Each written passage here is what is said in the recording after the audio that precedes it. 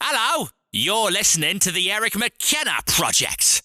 Are you ready? It's Herschel on the Eric McKenna Project. You and hearing your voice takes me back to when I was younger. I mean, this and Eric, not liking to be photographed ever, still don't, feels weird. Okay. A video, you make it feel easy. Sure. But that was why I loved radio. I could be a ham and no one would see me. And here's the mistake I made. If I'm going to give anybody some advice about doing radio, okay, be true to yourself. Really be yourself. I wasn't completely myself. Had I been, I would have done even better. Really? I really feel that way. And the one guy that used to tell me that all the time was Jack Malloy, because when we would have parties and stuff, right, I'd have him on the ground with stupid stuff. But it was my physical and my face and which nobody knew about the when animation. they grew up with me. Yeah. So that's my one bit of advice. All right, there's no format here. We just go. So yeah, is what from your career and watching your career and the ebb and flow, and what's happening today in terrestrial radio? Yeah. Are there still, and do you think there always will be opportunities for young folks to be in this field? Great question, Eric. Here's what's happening. I met a 17-year-old kid. His name is Michael Crowley. He's from Evans City. He worked with me at the Pittsburgh Parts-A-Rama, and I'm lucky enough to be the voice of that event because everybody that's there was like, I grew up, I know that voice. And then they'll meet me and say, man, you don't look anything like I thought. That's what they all... Anyways, that's hysterical. 17-year-old, wow, played albums, played 45s for us. Yeah, it was so neat. We had so much fun. The kid knows everything, but he has these little AM radio stations that are everywhere that no one can get any programming for. Are right there. And this 17-year-old kid is syndicating and stuff. Yeah, I'll get $25 a week from each radio station, 10, 15. Man, the kid, he didn't even graduate from high school yet. So that was so exciting. God bless like, him. Here it is. There's this void it's going to suck in all these great young talent. Yeah. There'll be radio stations that all they do is play bass guitar. Yeah. For 12 hours a day, it's everything about the bass or whatever. Right. That was so exciting. And okay. I'm relieved Gives because you hope, huh? there ain't no place right now in commercial radio right, to mess around and have fun and make mistakes. They can't afford. Well, you were there at the right time then. Oh, I could screw up all the time. No one knew. The guy, Don Pardo. Remember Don Pardo? Yeah. He came in and did things for DVE, and he said one about, the ratings just came out. You've been talking to yourself for months. Well, we know that wasn't true. No, it wasn't. But early on, when I started at WYDD, Eric, was it jazz? We made two. Was it jazz back then? No, it was before we got there. Okay. But when I got there, it was Dwight Douglas, famous programmer, and a whole bunch of really... Oh, Ron Chavis was there. I was Ron Chavis's intern. Ron Chavis was a really handsome African-American. I'm sure he still is. Really charismatic. His charisma oozed out of the radio, man. Right. He was like the ultimate underground DJ. Nice. I was just a kid.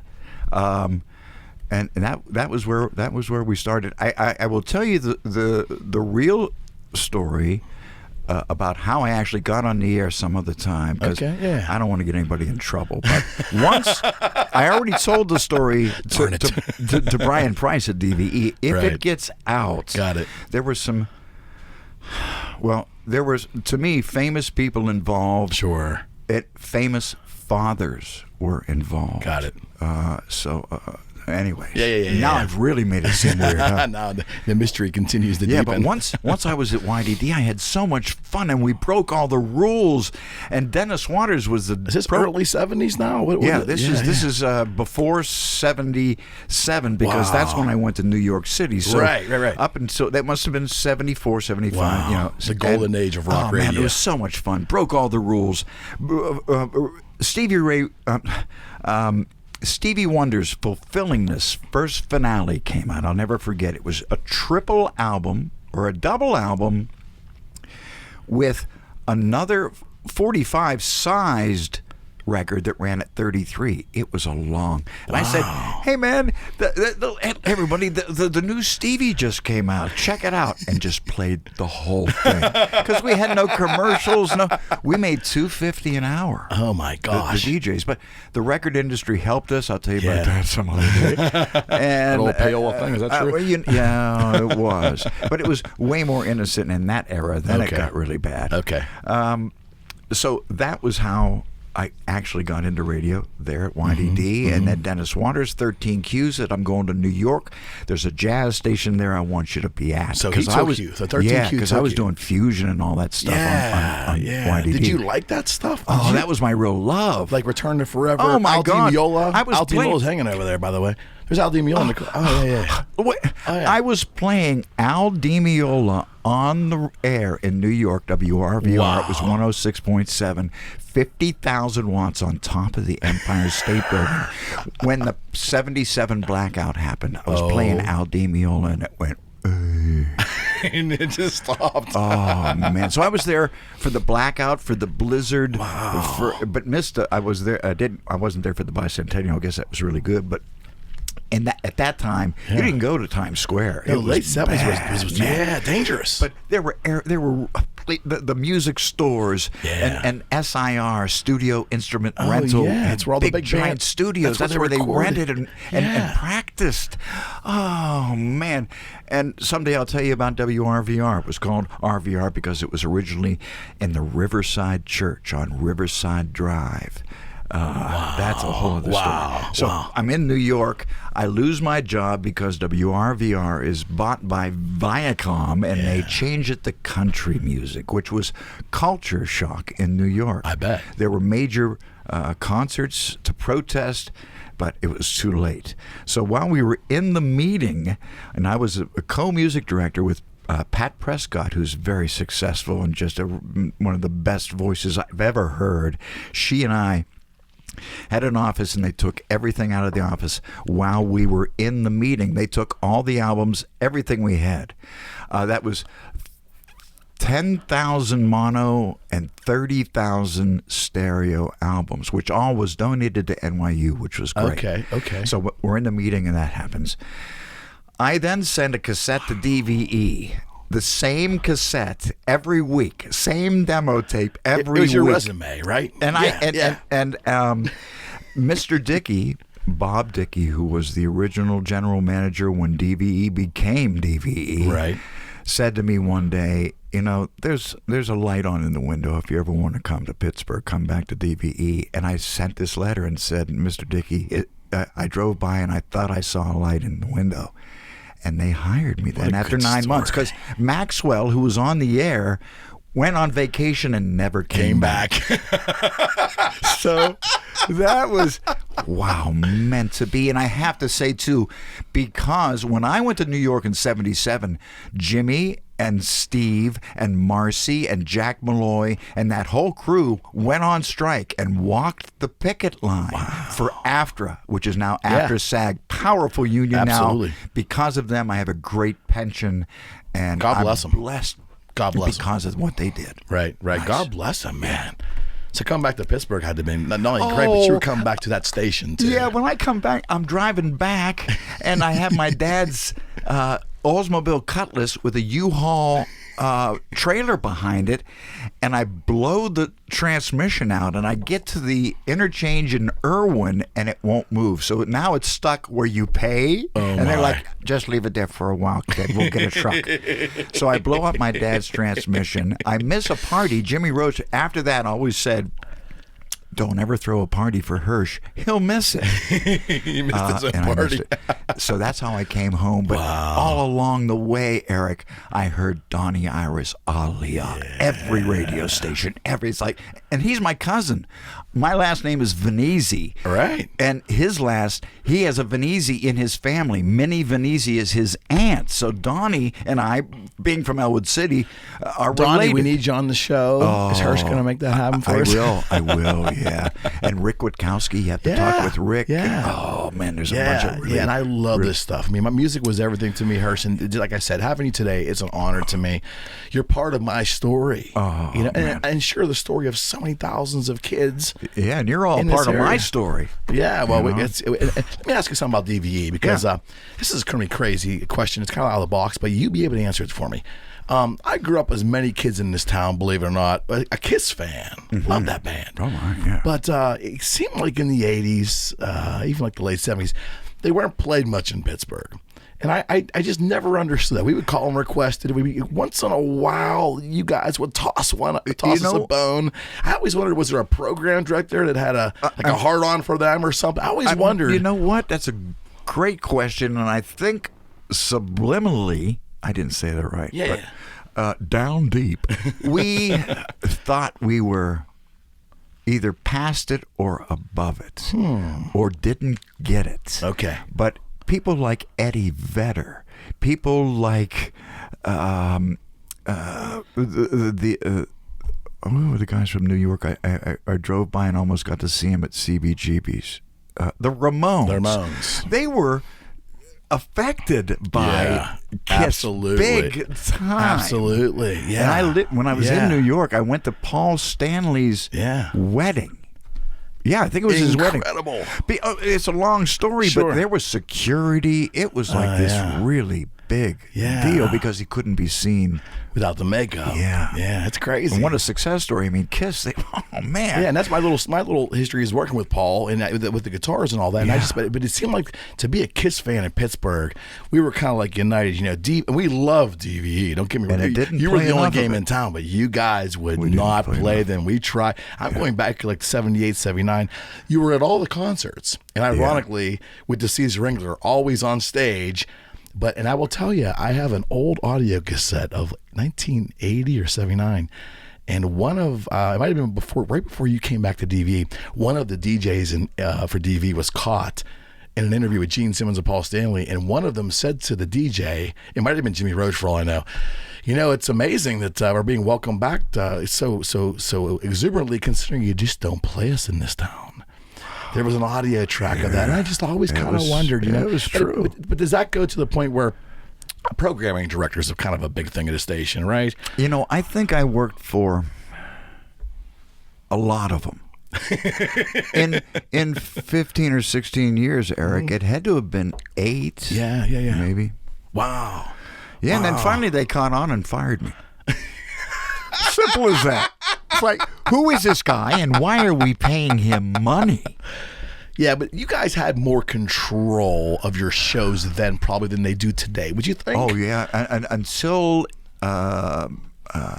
the consultant, which was Burkhart Abrams, before they really started to crack down, I cheated all the time. I'd play Pete Sounds and solo stuff that you dug. Yeah, and it's like, well, what are they going to do? Fire me? Yeah. Well, they did eventually. But no, it was a more innocent time. And then Sure. Then when you break the rules, a programmer then eventually says, you know what? Let's write down the rules for breaking the rules. Well, now you've done it. That's great. You know, another thing, too, I think a lot of us, I'm 53, so I grew up as I have genes older than you. Shh, that's my line, buddy. Right. You're not that much older than me, pal. I looked it up. You're not that much older than me. So I felt being the age I was in the 70s was such a wonderful time in Pittsburgh. The sports teams, the whole thing. Oh, yeah. But DVE and moving into the early 80s, you're the voice of you and Jimmy Roach and Jack Molloy. These were people that I could cling to. I would out of boredom, I would cling to that FM radio in my parents' living room and just call in and request the music, and finally your song would play. It was like, that's a part of the tapestry of us. So many of us that grew up here. Man. And you realize, I mean, do you ever sit back and are you able to reflect on how important you all were in that era to a lot of us out there? Is it ever lost on you at all? It's only now, all these years later, I'm saying, man, Stevie Ray Vaughan was inches away from me and actually was cordial to me because we talked cars, not guitars. He loved it. He loved that. That's how to do it. I didn't know. Brian Price asked too, Eric. So you're a very good interviewer. Brian Price from DVE said, "Did you realize what was going on at the time?" No, I didn't. First off, I'm dumb and happy, and it wasn't until later. He's lying. Really when it happens. I mean, it's when I look back on that too, a lot of us, music changed a lot in the 80s, and you saw all of it. Yeah. So when we grew up, it was DV was the rock station, and rock to us was the Led Zeppelin, it was the Who, Bachman Turner Overdrive, Lynyrd Skynyrd in this town, of course, right? Oh, man. But when the 80s came, it was the new wave thing, and I, like the Sex Pistols, I was aware of that stuff. And I saw DVE reluctantly start to kind of somewhat give in to the MTV crowd. It kind of creeped in with like The Fix and Flock of Seagulls, and, Billy Idol, In Excess. And it's epitome though. I remember I was working at a place in Pittsburgh here on an assembly line as a 20-year-old guy in 1985. And they had DVE on all day. And I looked at my friend and I said, what the fuck happened to DVE? Yeah. I mean, because I think it was Bruce Springsteen constantly, which he's rock and roll, I get it.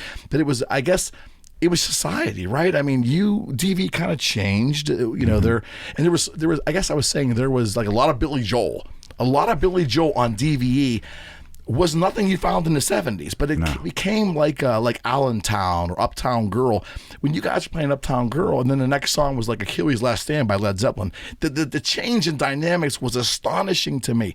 And that's why, I guess as a young kid, I didn't understand that. They were researching. They were doing auditorium tests about that time. What's that mean?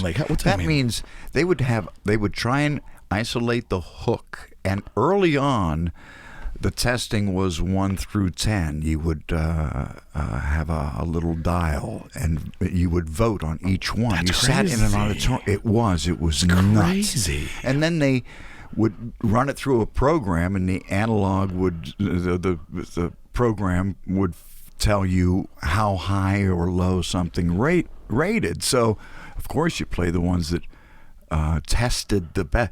It tested really high. It's like, well, I test high too. But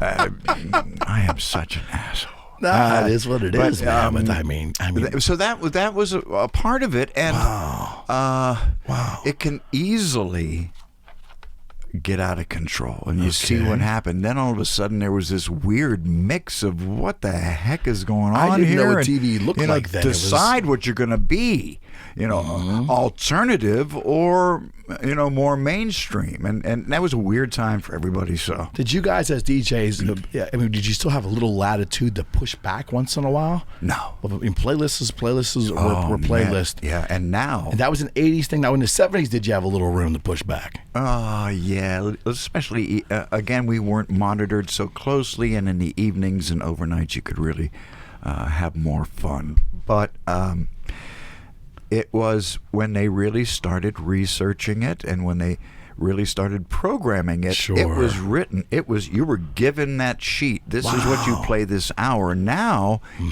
it's all on computer. It's if someone makes a mistake on radio in this day, Eric, there's no reason, because you can say, let's do that again. We never, we were 7-second delay, but my big mouth already screwed up, so it's eventually going to be there anyways. Just give it 7 seconds. So, great. If I was in radio now, there'd never be a mistake. Yeah, everything's computerized. I mean, and I think DJs have to fight hard to create their own persona, because everything's so regulated. You guys were just being yourself and having fun with it and running with it, I couldn't imagine being on DVE now. It's really hard to do and to have fun and to. It's all tough. corporate owned now, though, right? I mean, there's large corporations. Well, it always has been. But when I started, it was owned by Taft first ABC and then Taft Broadcasting, which was in Cincinnati, and they owned some of the best AOR, album-oriented stations in the country. Bob and Tom in Indianapolis were part of our chain. I didn't know that. That's why I played the shit out of them, because they were so good. And but again, the money DVE made and all those great radio stations was bundled up and sent to Cincinnati, and they bought us things. Understood. So they loved us. We made them a lot of money, and they rewarded us with things to make us better. Huh. In the 70s and moving into the 80s, obviously new wave became a thing because in my eyes, like the bands that we all seem to like, almost overnight everything just changed. Like new wave hit so hard. I don't know if it was because of punk, whatever it was. I don't think we ever felt the punk thing here in Pittsburgh. We're just too insulated. We weren't in New York or London, but something happened. The local musicians got it, but we, the regular folks, you're right. They got it. So interesting.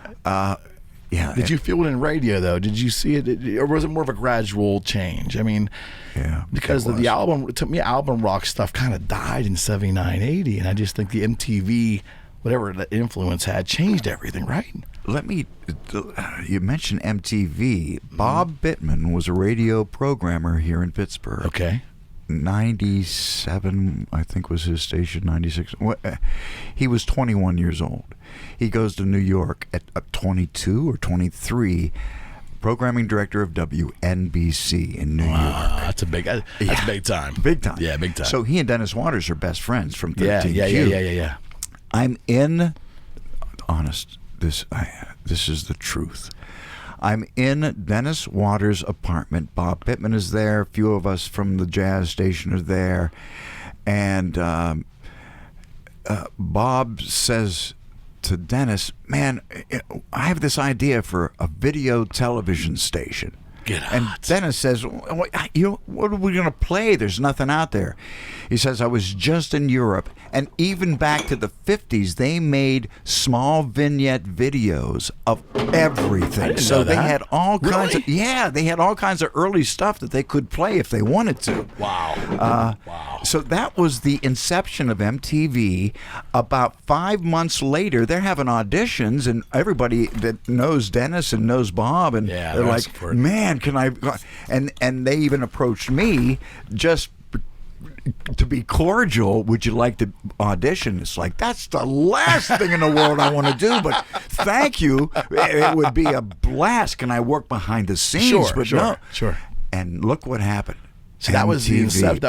Bob Bittman and Dennis Waters. Man. Wow. Yeah. See, and there were some heavy bands in the 70s that incorporated video for presentation. Some of like Rush was a band that was like, we loved them here in Pittsburgh. Rush had a big following, I think, in Pittsburgh, and DV played them quite a bit. Yeah. I think DV kind of liked Rush. Oh, they did, yeah. But they used a lot of video because you would see them on HBO vignettes and things. It was out there. Yeah. It just wasn't like in a format where you could see it constantly. Like what? I mean. So you saw MTV come pretty much born then, right? And video killed the radio star. So it was who was that? The Bungles. The Bungles. It's true though. That was the first video they played. Yeah, that's right. They predicted the. Oh my God! Yeah. Think about that. Tell me that wasn't written for that show. You know what? I wouldn't doubt it. I remember seeing "I'm on a Mexican Radio." That was a song by some band, and Putting on the Ritz, and all these little. The new wave was such a kind of a smack in the face to me. I don't know why. It was like a. It was foreign. It was foreign. Was it really foreign? Ears. Like coming from? Was it really foreign? Coming from? No, it was foreign organic to here, our though? ears. Yeah. Okay. Yeah. Okay. And the one radio station I always thought would have been the ultimate was the X. Yeah.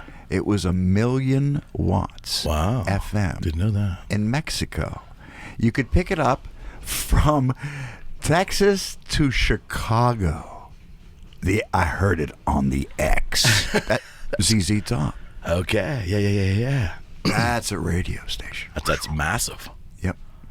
Yeah. All the years that you were in rock radio, tell me a story. Tell me something about artists coming to town for shows and things that stand out in your mind. The Police are coming in, and I'm going to work on a Saturday morning at 10 o'clock because I got to do Michelle's shift. We'd do an earlier shift on Saturday, and I'm walking in from the parking lot. We're still downtown, and there's Andy Summers walking up the street. It's like, That's Andy Summers from the Police. Oh, yeah, they're in town tonight. And I walk across the street and shake his hand and say, hey, man, this is great. Thank you for coming to town. I'm at the radio station. Can you do an interview or what? Oh, no, I'm sorry. I'm not. That would have to be, we would have had to have that figured out. He has no idea who I am. So he goes, I need a music shop. And I said, well, National Record Mart's right down here. And I drag him to National Record Mart. And while I'm dragging him down there, we go past a music store, a guitar shop. Right. He goes, oh, here it is, mate. And it's like, well, no, that's a guitar store. Yeah, that's what I need. So he goes in, and the door opens up, and the place explodes. People are falling down. It's Andy Summers is standing right there. Wow. So that was really neat. And the Eagles. Glenn Fry. God bless him, nicest guy in the world, would bend over backwards to help you as a radio person. And he said in the 70s they loved Pittsburgh so much, and the City of Champions, everything they had on tour, all of their cases were black and gold. Really? Eagles, because they were like honoring. Their crew was honoring Pittsburgh. That's cool. Isn't it neat? Yeah, that's very cool. Yeah. Why was Pittsburgh so in love with Lynyrd Skynyrd? Why did it resonate in this Here town? It is. They played the Syria Mosque. They may have played before that, but I was going to Pitts, and I got tickets through YDD. Right. And I was in the first balcony, first row, first balcony, looking right down on them. And the Syria Mosque was a baby Carnegie Hall. It was. Oh, yeah. It was. Yeah. You could talk like I am right now on stage, and everyone would still hear you. It was scary, and I knew every place in it. And I smoked marijuana downstairs with the drummer of the House Rockers one time, because he knew every little passage. I won't mention his name. And what else? They played, and it was mesmerizing. Yeah, I bet. They threw it down. Left nothing on the table. Pittsburgh loved and them. It grew from there, Eric. And that happened in every city they played, I'm sure, but especially Pittsburgh. Yeah. We wanted it. Yeah. There was a band from Youngstown called, I love this, Law. L-A-W. Why do I remember that? I remember that. And it was the guy's initials, L-A-W, a trio, African-American bass player, white drummer, African-American singer, Youngstown. Wow. How they never made it big, I Powerful, don't know. Huh? And then Gravel was my favorite. Gravel was everybody's idol here in Pittsburgh. There you go. They were our idol. We all, Do you remember who the drummer was, out of curiosity? No. Terry Bates. Terry Bates. That's my uncle. Wow. That's my mother's brother. That is so. See, he lives about 3 blocks from here. Oh my God. Corbin and Hanner, and then they had the car accident, and Benny passed away, and then they disbanded. And I think Corbin and Hanner were on the songwriting thing. Terry kicked around Pittsburgh, played drums for everybody. Gravel was the best band in Pittsburgh, and all of our ambitions, musicians. I lumped myself in there because I was a sound guy. I wasn't good enough to play, but I was a sound guy, and our ambition was to be Gravel. Wow. They had a huge sound, man. They knew tone. Yeah. They knew layering. Those guys were so blessed from the beginning. Wow. We were blessed to have them. That's special to me. Yeah, because wow. Yeah, there it is, man. That's Terry Bates, Terry drummer of the Gravel, that. man. I got to get his autograph. He'll see this now and just be in heaven. So I need your autograph.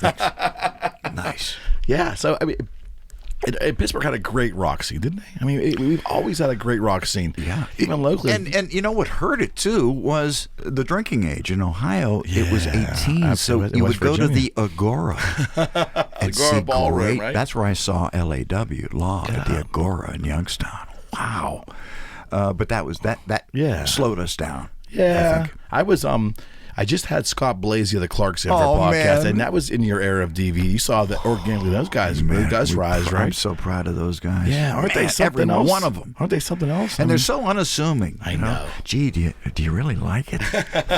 Scott is wonderful. They're all nice, and they're just good people.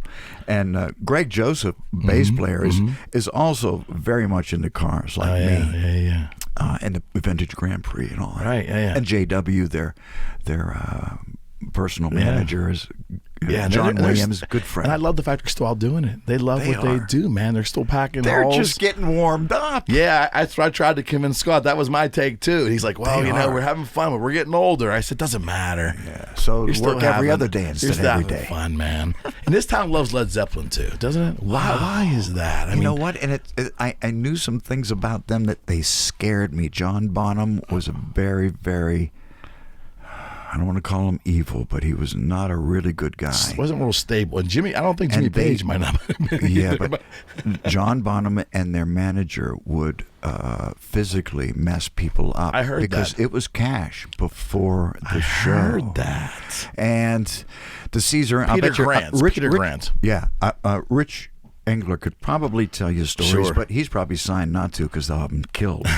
But they liked beating people up, and John Bonham was a huge guy. So the drummer played part in all that stuff, huh? I know there's a lot. Bonham was, for as wonderful as Bonham was as a drummer, you hear stories about him being a little unstable. And I feel bad to even pass that on because he's not with us. Sure. I interviewed Jason Bonham, his son. Yeah. Nicest guy in the drummer, world. too. Oh, my God, is he good. Another great drummer, too, but while we're going by, is Zach Starkey. Oh, yeah. And he can play anything, including sounding like Keith Moon. Right. Keith didn't even know what he was doing.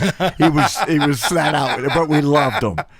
So, wow. Anyways. Did you ever, so at YDD, did you guys ever interact with any of his early bands? Like, did you Crack the Sky? We played Crack the Sky, and I went to try and get in. I couldn't get in. The show was so crowded at Jurgles. Really? God bless him. I'm going to go next time. I'm going to actually probably drive into the event. No, I shouldn't say that. That's terrible. But it was that bad. It was so crowded. But yeah, Crack the Sky. Gino Vanelli. We played Gino Vanelli before this town anybody. loved him too. Dr. Demento. Remember Demented Dementites. Oh my God. Who else? Journey. Played Journey before anybody else, and I asked... Before they were commercial. Yeah, that first album was a fusion album. No question. I asked... No question. The guitar player. Give me his name, please. Neil Schon. Neil Schon. He had a big afro like me. Yeah. But Neil said... I asked him about Santana, being in Santana early on. He goes, man, that guy didn't know what he was doing. We taught him everything. Someone else told wait me a minute. that. You taught... And he said, he didn't know. He had connections in his percussion and, Pete Escovedo. And, man, he was surrounded by great people. Yeah. And he was still, he could play, but they helped him. Yeah. Man, and now guitarists study his stuff. I guess. I know. Now, some Al bands I would are study, overrated. and Richard Thompson I would study. There's no question. David Gilmour. No, there's no question. I was at the arena in '73 when they opened the roof. Wow. And couldn't get it closed again. Well, I'd say opened it. Finally, everybody could breathe, probably. You could see the smoke go out. And it was like having a 57 Ford. You just couldn't get the roof to close. That was it. That comfortably numb solo, though. Oh, man. I mean, that's just, you think about just some of those iconic memories. And, the thing with Zeppelin was we had, I think my uncle might have had tickets to see that last tour. Then, Bonham passed away. But that was the one band I didn't get to see that I always look back and say, that was the one piece of the puzzle for me that would have been amazing. But, were you ever disappointed going to see some of these big bands that they couldn't deliver live what they had on recording? Because Zeppelin was kind of like that. I felt that about Zeppelin. Yeah. At Three Rivers, it's thin? Was it thin sounding? Thin, and they didn't seem to care. And Robert Plant says, and now from the makers of Quaalude, John Bonham, and he does a 15-minute solo, including his head, and it was interesting, but it's like, all right. See, and then people started throwing M80s and down into the crowd. It was out of control. And isn't it interesting how time will romanticize a band? Yeah. When here you're talking about the reality of what it was actually like. But early on, Eric, that must have been stunning. Yeah. There was my uncle told me that Gravel wasn't opening for them at that show, but they were there. They got in early. And he was listening to sound check in Three River Stadium, and apparently Plant's mic went out. My uncle says, I was so far, I could still hear his voice. It was such a unbelievably powerful voice that I could hear without the mic off in sound check. I mean, and that's amazing to me. Those are the stories I grab onto, like, and the Who. I mean, the Who. I mean, we laugh at the crazy antics of their drummer, but I mean, Moon was just from another planet, man. He was. His playing was from another planet. He didn't realize it. He wanted to be a surf dude. He was a surfer. He wanted to be in the Beach Boys. I didn't know that. Yeah, I loved him. And so sad. Why are those souls taken away, man? Yeah, I mean, and but see, there's bands like the Who that continue, and there's Zeppelin who shut it down. And here's, to me, what's heartbreaking about the Who continuing. Pete didn't have to. He has money. He got all the royalties. From songwriting. Yeah. Roger had nothing, and John Entwistle was a severe cocaine addict, which eventually killed him. It's a lifelong problem. They would tour to support. Pete would tour to support those guys. Did not know that. Yeah, man. I mean, that's because Pete he would have rather done his solo stuff was stunning. It still is. And Somebody saved me, and somebody a lot of conceptual stuff with him too. I mean, he could have gone in any direction he wanted to. And he uses his brother Simon Townsend and all kinds of great studio. Oh man. Was there any band that ever didn't go over? Like, and I always wondered about this about you guys. So you guys, DC's Ring was producing or promoting it. You guys are running ads. You may have an in studio. Just all this supposed hype, and then a band comes and it's not attended well. Like, I went to one show, which broke my heart. Christy McVie went solo from Fleetwood Mac and came to. I love her too.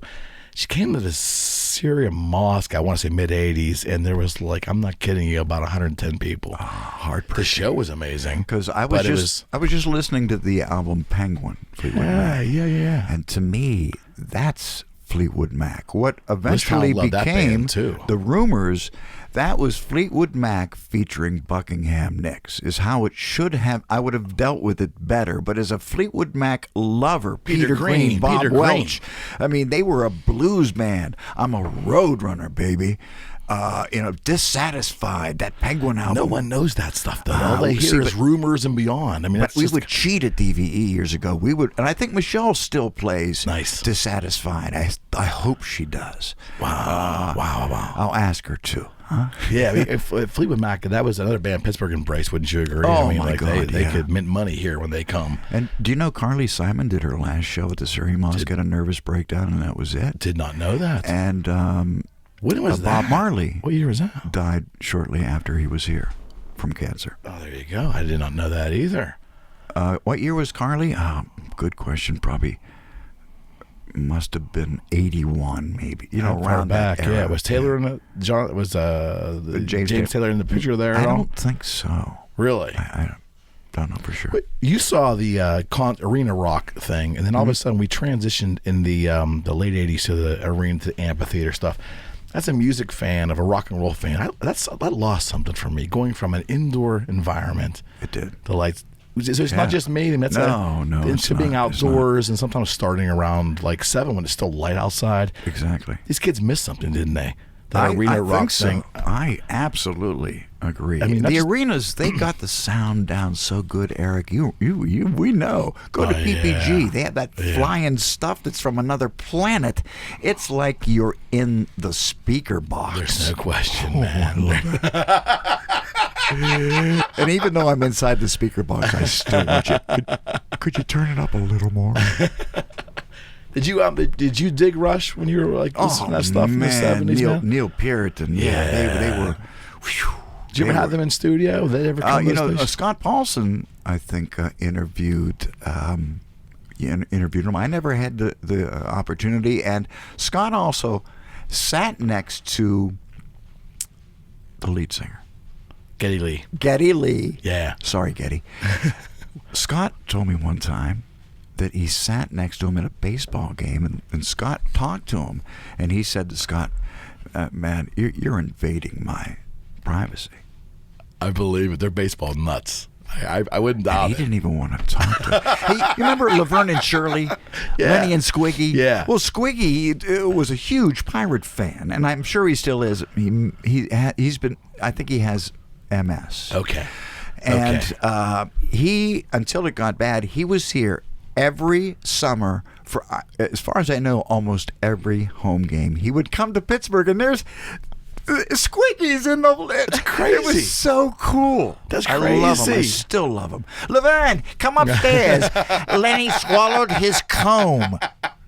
And Lenny was a famous actor. He was in Spinal Tap, and well, he's in now multiple things. He said he's in the spinoff of Better Call Saul. Oh yeah, I love him in there. I love that role he's playing there. That's good stuff, man. That's good stuff. Am I holding you up, sir? Are you okay? You know what? Let's Can we stop episode 1? Yeah, episode 1 with Herschel of the Eric McKenna Project is in the bag, man. But this is great. This is free-forming and rambling. We're going to do more of these, right? Just the beginning. All right, just the beginning, It'll my friends. If folks, if you have them all, it'll be like an encyclopedia someday. Maybe 25, 27 issues. There you go. Honored, sir. Thank you so much. Thanks, man. Episode 1 in the tank. You made my year. Awesome, buddy. Eric McKenna Project with Herschel, episode 1. See y'all. Wow, is that fun? We need to do these on